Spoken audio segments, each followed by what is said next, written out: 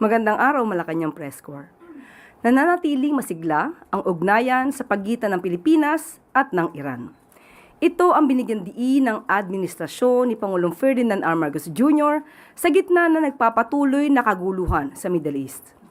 Ayon sa Department of Foreign Affairs, sa pangunguna ni Secretary Tez Lazaro, tiniyak ni Iranian Foreign Minister His Excellency Seyed Abbas Araghchi ang ligtas at mapayapang pagdaan ng Philippine-flagged vessels, energy sources at lahat ng mga Pinoy sa Strait of Hormuz. Malaking bagay ito para sa Pilipinas dahil masisiguro nito ang kaligtasan ng mga Pinoy na dadaan sa lagusan at mapapanatili rin nito ang kasiguruhan sa supply ng enerhiya sa bansa. Matitiyak din ito ang tuloy-tuloy na delivery ng langis at fertilizer supplies sa Pilipinas.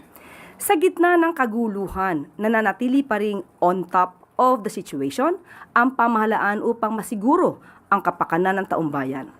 Makakaasa po ang bawat isa na ang Pangulo ay mangunguna sa lahat ng mga hakbang upang mapanatili ang supply ng langis sa bansa.